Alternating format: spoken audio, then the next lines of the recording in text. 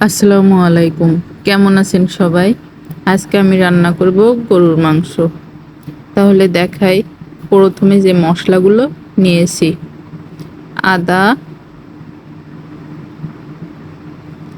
এলাচ ফল, লবঙ্গ, গোলমরিচ, দারুচিনি, জয়ত্রী, জয়ফল, এগুলো ভালোভাবে বেটে নেব। এখন চুলায় একটা ফ্রাই প্যান দিয়ে দিলাম। ফ্রাই প্যানটা গরম হলে পরিমাণ মতো তেল দিয়ে দেব। তেলটা ভালোভাবে গরম হওয়ার পরে পরিমাণ মতো পেঁয়াজ কুচি দিয়ে দেব।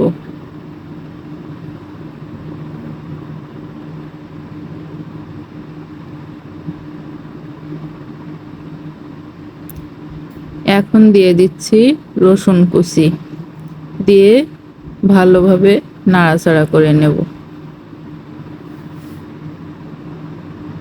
পেঁয়াজ আর রসুন লাল হয়ে আসলে ওই যে বাটা মশলাগুলো এখন দিয়ে দিলাম।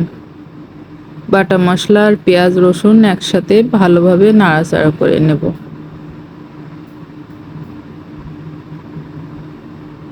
এখন দিয়ে দিচ্ছি শুকনা মরিচ বাটা।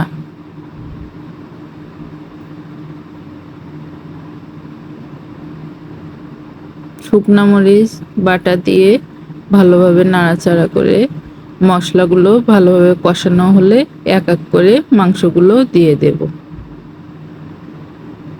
মাংসগুলো দিয়ে ভালোভাবে মশলার সাথে নাড়াচাড়া করব।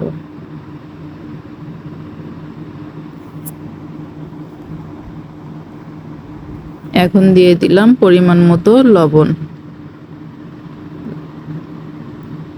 লবণটা দিয়ে ভালোভাবে নাড়াচাড়া করে মশলার সাথে মিশিয়ে পরিমাণ মতো পানি দেব কষিয়ে নেওয়ার জন্য। এইটুক পানিতে ভালোভাবে কষানো হয়ে যাবে। আমি ঝাল বেটে দিই বা গুঁড়া, নিচে এইভাবে পানি ঝরাই নিই যাতে ঝালের বিষগুলো তরকারির ভিতরে না যায়। এখন ঢাকনাটা দিয়ে দিলাম। মাংস কষানো হওয়ার একটু আগ মুহূর্তেই দিয়ে দিলাম আলু। এই গোটা আলুগুলো আমি অল্প লবণ হলুদ দিয়ে ভাজি করে রাখছিলাম।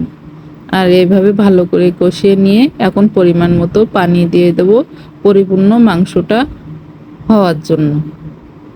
পানি দিয়ে ভালোভাবে নেড়ে চেড়ে এখন ঢাকনাটা দিয়ে দিচ্ছি।